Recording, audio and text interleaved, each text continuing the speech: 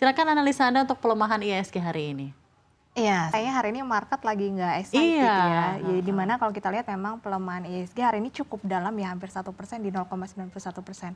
Kenapa sih kok IHSG hari ini memang terjun? Iya, kenapa Karena tuh? kan mengingat hari ini kan ada demo ya. Biasanya Mmm, memang kalau ada sentimen demo atau demo di hari tersebut ataupun hari ini memang biasanya IHSG itu justru merespon negatif. Jadi memang para pelaku pasar terutamanya investor asing biasanya mulai mengalihkan dananya atau mengamankan dananya terlebih dahulu. Karena kan kita mengingat memang ada beberapa tuntutan ya daripada buruh sendiri di mana ingin kenaikan gajinya atau UMP-nya itu di atas sekitar 10% ya. Kemudian juga menuntut di mana pemerintah harus mencabut Omnibus Law untuk undang-undang dari Cipta Kerja sendiri. Jadi menurut saya memang dari aksi demo hari ini memang sangat mempengaruhi pergerakan dari IHSG sendiri. Kemudian memang selain itu kita juga masih menanti kebijakan pemerintahan Pak Prabowo di 100 hari kerja pertamanya yang dimana harapannya realisasinya akan berjalan dengan baik dan ini bisa menjawab pertanyaan para investor apakah kira-kira kebijakan-kebijakan tersebut akan mendorong kinerja beberapa sektor terutama di sektor dari pangan dan juga consumer. Oke, oke. baik. Terima kasih Susi atas penjelasannya dan jawabannya dari Safrina. Dan kalau kita lihat dari dua sentimen yang sudah dibahas oleh Susi, yaitu yang pertama di mana demo, ya betul seperti yang Susi bilang, biasanya pada saat demo ini kan investor cenderung lebih wait and see dan juga mengamankan asetnya begitu. Tapi di sentimen yang kedua, di mana tadi Susi menjelaskan bahwa pada saat ini pelaku pasar sedang wait and see begitu. Bagaimana sih arah kebijakan pemerintah Prabowo? Pada hari ini kita tahu bahwa para menteri yang sudah dipilih dalam Kabinet Merah Putih sedang menjalankan retreat dengan tujuan adalah supaya lebih kompak dan kerjasama tim juga semakin tinggi. Nah, kita tahu begitu di Kabinet Merah Putih ini kan jumlahnya cukup banyak menterinya. Dan konsolidasi juga pasti butuh energi, butuh uang, butuh tenaga. Yang pastinya adalah butuh waktu. Nah, apakah Anda melihat bahwa ini juga menjadi highlight atau perhatian dari pelaku pasar sehingga akhirnya juga menyebabkan pelemahan IHSG pada saat ini, di mana pelaku pasar akhirnya menahan mau kemana nih arah kebijakan pemerintah Prabowo dan juga butuh waktu berapa lama untuk berkonsolidasi dengan susunan kementerian yang baru? Ya, kalau kita lihat memang kabinet sekarang kan lebih banyak ya dibandingkan dengan era presiden sebelumnya. Tapi kan sebenarnya kemarin kita mendengar bahwa akan ada salah satu lembaga ataupun kementerian di mana akan ada kementerian untuk penerimaan khusus. Jadi memang penerimaan ini adalah penerimaan yang biasanya belum didapat misalkan dari contoh dari pajak, kepabeanan cukai. Nah, di mana kan kita ketahui wamennya sekarang juga lebih banyak ya Dina ya, kita ketahui bahwa nantinya di bawah lembaga Menteri Keuangan dari wamen-wamen tersebut nanti memiliki PR-PR untuk bisa mendapatkan pendapatan di luar dari pendapatan biasanya gitu ya. Nah, hal tersebutlah yang memang akan didongkrak oleh pemerintah era Prabowo sendiri di mana sekarang kabinetnya banyak tapi harapannya tugas-tugasnya bisa tersebar atau bisa dijalankan dengan baik. Salah satunya sih itu. Tapi kira-kira catatan dari Anda sendiri dan juga pelaku market dengan adanya kabinet yang memang considered gemuk ini ya, 48 menteri, 5 kepala badan, dan 56 wakil menteri ini, kira-kira apa yang sebenarnya harus diperhatikan luar biasa utamanya? Karena kalau misalnya alasan kabinet gemuk itu adalah ya memang program prioritas pemerintah ini semakin banyak, jadi semakin banyak juga orang yang harus mengerjakannya, oke itu satu poin. Tapi sebenarnya apa poin penting ke depannya agar benar-benar bisa ada uh, goal yang tercapai, benar-benar bisa diraih dengan baik, karena jangan sampai ini malah hanya akan membebani anggaran dan ujung-ujungnya jika membebani anggaran ini secara makro juga berpengaruh terhadap keadaan yang ada di keuangan dan market di Indonesia. Ya, kalau kita sih para investor ya atau analis kita melihatnya dari target pertumbuhan ekonomi sih. Kita ketahui kan Pak Prabowo sendiri optimis nih bahwa target pertumbuhan ekonomi selama 5 tahun ke depan bisa tercapai 8% ya. Tapi kita ketahui kemarin data IMF yang terbaru atau data moneter internasional bahwa memprediksi atau memproyeksikan pertumbuhan ekonomi Indonesia itu hingga tahun 2029 atau kan itu tahun bertepatan dengan berakhirnya era pemerintahan Pak Prabowo ya. Itu hanya stagnan bergerak di 5,1%. Jadi memang di sini memang ada perselisihan ya antara dari proyeksi IMF terhadap dari target pemerintahan. Nah, harapannya kenapa Pak Prabowo memiliki kabinet yang cukup banyak dibandingkan periode sebelumnya, harapannya target pertumbuhan ekonomi 8% itu bisa tercapai itu dulu. Dan juga dari kebijakan-kebijakan baru yang belum pernah ada di pemerintahan sebelumnya, ini diharapkannya bisa menunjang dari ekonomi atau pertumbuhan ekonomi Indonesia. Bicara berkaitan dengan optimisme bahwa Indonesia akan mampu bertumbuh sebesar 8% sesuai dengan agenda atau target pemerintahan Prabowo Subianto. Tapi kita tahu di saat yang sama tadi Anda menyebutkan bahwa salah satu target atau agenda utama dari Prabowo adalah untuk meningkatkan pendapatan negara. Salah satu yang sedang di-highlight oleh masyarakat adalah berkaitan dengan rencana kenaikan PPN. Yang di satu sisi memang betul akan meningkatkan pendapatan negara. Tapi banyak pihak yang mengatakan bahwa ini juga akan menekan daya beli masyarakat yang pada saat ini pada dasarnya sudah melemah. Bagaimana pendapat Anda dan bagaimana ini akan mempengaruhi kondisi pasar kita?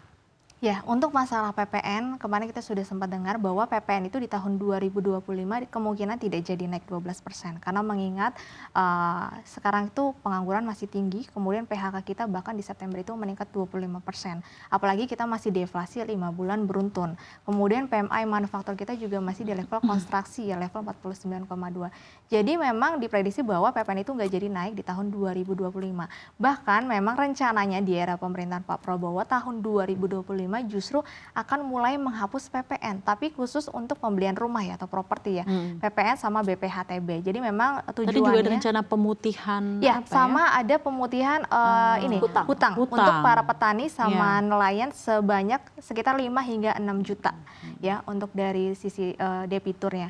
Nah, kalau misalkan dua rencana ini memang jalan, harusnya ini menurut saya bisa menopang dari sisi tingkat konsumsi masyarakat terlebih dahulu lah. Memang nantinya akan membebani anggaran, tapi harapannya nanti bisa balance dengan tingkat konsumsi masyarakat yang lebih tinggi, ekspansi bisnis yang lebih tinggi, ini bisa menjadi pemasukan juga untuk negara.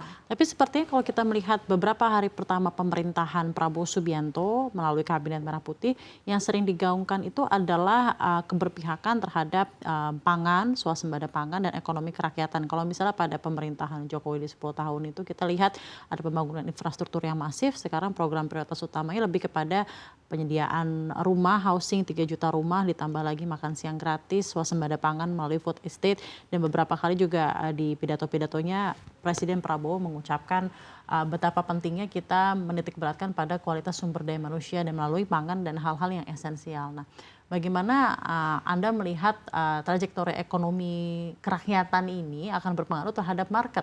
Dan kira-kira sektor-sektor mana saja yang akan memiliki dampak positif dengan program prioritas pemerintah di bawah Prabowo dan juga Gibran? Ya, kalau kita lihat kan memang era Jokowi itu lebih ke infrastruktur ya. Betul. Karena kan dulu kan istilahnya kita mau kirim bahan pangan ataupun kita mau kirim logistik itu kan sulit. Nah, sekarang sudah dipermudah. Nah, sekarang PR-nya Pak Prabowo adalah bagaimana untuk menyetarakan kan kalau kita lihat kan di sisi pelosok-pelosok itu kan untuk makan aja masih sulit ya. Karena kan ini kan bertujuan untuk istilahnya untuk mengurangi stunting di Indonesia. Jadi salah satu programnya adalah makan siang gratis untuk ibu hamil sama untuk murid-murid yang ada di Indonesia ya. Jadi memang otomatis ini pasti akan mendongkrak sektor dari consumer goods. Kemudian logistik juga akan ikut juga. Kemudian dari susu. Karena kalau kemarin saya lihat bahwa susunya itu masih susu merek susu sapi ya, bukan susu ikan. Kan katanya memang digelontorkannya kan berencana susu ikan. Tapi kan sekarang produksinya itu kan belum mencukupi. Jadi sehingga sementara saat ini tuh masih pakai merek susu sapi yang bahkan sudah terdaftar di Bursa Efek Indonesia. Jadi menurut saya dari sektor susu juga akan terdongkrak sektor susu, konsumer, kemudian juga logistik dari sektor untuk makan gratis. Kemudian kalau dari lumbung pangan pastinya yang terdampak adalah sektor perkebunan dan juga pertanian. Bagaimana nasibnya dengan sektor-sektor lain yang bisa dikatakan belum tersebut begitu? Katakan misalnya sektor manufaktur, kemudian kita tahu begitu sektor tekstil nampaknya juga masih belum menjadi highlight dari pemerintahan Prabowo. Salah satunya yang hari ini belum sempat disebut, kecuali industrialisasi mungkin ya. Iya, betul sekali. Dan salah satunya hari ini juga yang terdampak begitu di mana dinyatakan pilotnya salah satu emiten tekstil yang dulu dikenal sebagai salah satu emiten yang memiliki prospek yang sangat baik, bahkan usianya sudah 50 tahun begitu, dan akhirnya dinyatakan pilot. Ini kan berarti menjadi indikator atau tanda-tanda bahwa sektor tekstil memang sudah memasuki masa-masa yang sangat gawat dan sudah waktunya begitu mendapatkan perhatian khusus terhadap pemerintah. Bagaimana nasibnya dengan sektor-sektor ini? Iya, kalau kita lihat ya PHK yang meningkat 25% di September itu memang paling banyak ditopang dari perusahaan tekstil ya. Karena kan banyak perusahaan tekstil di sepanjang tahun 2024 itu bangkrut atau tutup. Yang terbaru kabarnya adalah dari PT Sri Rejeki Isman atau Sritex atau dengan kode emitennya Srel itu kan udah kalau kita lihat udah suspend sejak tahun 2021 karena memang perseroan itu memiliki hutang yang cukup banyak. Kenapa sih sekarang istilahnya tekstil kita itu nggak cukup baik? Sebenarnya daya saing kita tuh ada di Cina. Kalau misalkan Dina dan juga Safrina ini melihat sekarang kan produk-produk Cina ini sudah mulai masuk ke pasar Indonesia ya melalui marketplace. Dan harganya itu murah-murah atau jauh lebih murah, terutama dari seperti pakaian, kemudian alas kaki yang istilahnya berada di bawah bidang industri tekstil. Kenapa sih kok Cina ini bisa menjual harga barang yang murah? Jadi kalau kita ketahui memang Cina itu memiliki produksi yang cukup banyak. Biasanya Cina itu melakukan ekspor ke US atau ke Amerika Serikat. Tapi sejak tahun kemarin itu US itu mulai membatasi barang-barang ekspor barang-barang dari Cina sendiri, sehingga ekspor Cina itu mulai terbatas ke US. Nah, di sini pemerintah Cina itu ingin barang-barang tersebut atau yang oversupply tersebut harus habis barangnya. Nah, kemudian pemerintah Cina membuat kebijakan bagaimana barang tersebut bisa habis dijual, yaitu dengan cara mulai menjualnya ke market-market yang memang terdekat, terutama pasar Asia, salah satunya Indonesia.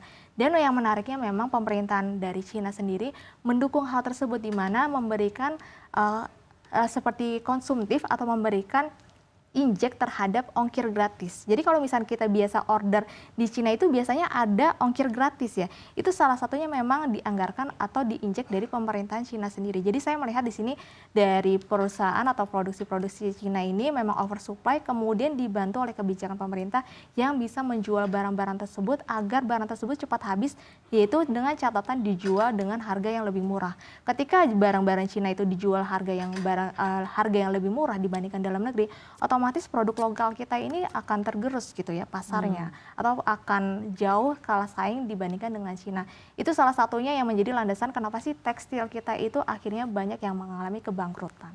Oke, baik. Sekarang dari sentimen eksternal atau mungkin global,